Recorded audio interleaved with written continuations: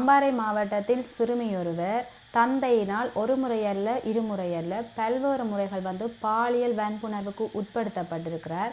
அது தொடர்பாகவும் அதற்கு நீதிமன்றம் எடுத்த தீர்ப்பு பற்றியும், அது மட்டுமல்லாது நெதர்லாந்து நாட்டிலிருந்து எமது நாடான இலங்கைக்கு வருகை தந்த சுற்றுலா பெண்மணி மீது இளைஞர் ஒருவர் தகாத முறையில் நடந்து கொண்டிருக்கிறார். இலங்கையில் அதாவது 2025ஆம் ஆண்டு பாலியல் வன்புணர்வுக்கு உட்படுத்தப்பட்ட சிறுவர்கள் தொடர்பான எண்ணிக்கை பற்றியும் தான் நாங்கள் இன்றைய தினம் பார்க்க போகின்றோம்.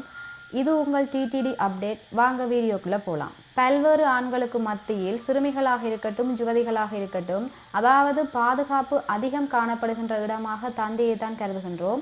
இந்த இடத்தில் மற்ற ஆண்களை நான் தவறாக சித்தரிக்கவில்லை. இன்னும் அதிகம் பாதுகாப்பு நிறைந்த இடமாக காணப்படுறது தந்தை என்றே கூறுவேன்.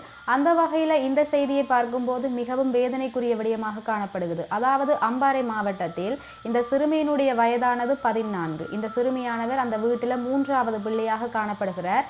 இந்த சிறுமியினை தந்தையானவர் ஒருமுறை அல்ல இருமுறை அல்ல பல்வேறு முறை பாலியல் வன்புணர்வுக்கு உட்படுத்தி இருக்கிறார். இதனை அறிந்து கொண்ட தாயார் போலீஸ் நிலையத்தில் இந்த தகவலை தெரியப்படுத்தி இருக்கிறார். அதன் அடிப்படையில் போலீசாரும் தந்தையினை கைது செய்திருக்கிறார்கள். தந்தையானவர் கடற்தொழில் ஒன்றை செய்து வருவதாகவும் தாய் நெசவு தொழில் ஒன்றை மேற்கொண்டு வருவதாகவும் இந்த தகவலின் அடிப்படையில் தெரிய வந்திருக்கின்றது.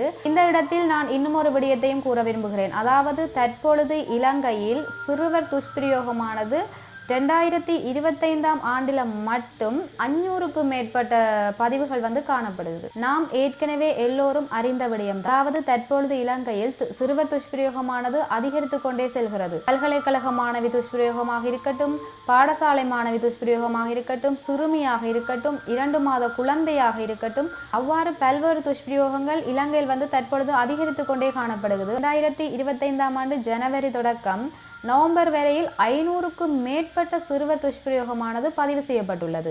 நான் இந்த இடத்தில் சொல்ல விரும்புவது ஒரே ஒரு விடயம்தான். அதாவது அனைவரையுமே எமது வீட்டு பிள்ளைகளாகவும் சகோதரிகளாகவும் அக்காவாகவும் தங்கையாகவும் பார்க்க வேண்டும். எனது தனிப்பட்ட வாழ்க்கை முறைமையை வைத்து நான் இந்த கருத்தை உங்களுக்கு பதிவு செய்கிறேன். அதாவது இந்த உலகிலே பெண்மையை மதிக்கும் ஆண்களும் காணப்படுகிறார்கள், அதற்குள்ளேயே இவ்வாறான ஆண்களும் காணப்படுகிறார்கள். தந்தையானவர் மகளை துஷ்பிரயோகம் செய்யும் போது நான் நினைக்கின்றேன் அவர் கட்டாயம் போதை வஸ்துகளுக்கு அடிமையானவராகவே காணப்படுவார் என்று. அதாவது ஒரு சாதாரண நிலையில காணப்படுகின்ற மனிதன் இவ்வாறான செயற்பாடுகளை செய்ய முடியாது. இவ்வாறான செயற்பாடுகளை தவிர்த்து ஒரு சிறந்த சமுதாயத்தை உருவாக்க வேண்டும் என்று கேட்டுக்கொள்கிறேன். அடுத்த விடயமாக 2-3 நாட்களாக இணையதளத்தில் பரவலாக பேசப்பட்டு வரும் விடயம்தான் ஒரு இளைஞனுடைய செயற்பாடு. அதாவது நெதர்லாந்தில் இருந்து வருகை தந்த ஒரு பெண் சுற்றுலா பிரயாணி மீது இளைஞன் ஒருவன் தவறாக நடந்து கொண்டிருக்கிறார். பொத்துவில் அருகம்பை பிரதேசத்தில் பெண் ஒருவர் முச்சக்கர வண்டியினூடாக சுற்றுலா பிரயாணம் ஒன்றை மேற்கொண்டிருக்கிறார். இவர் நெதர்லாந்து நாட்டிலிருந்து வருகை தந்தவராக அறியப்படுகின்றது.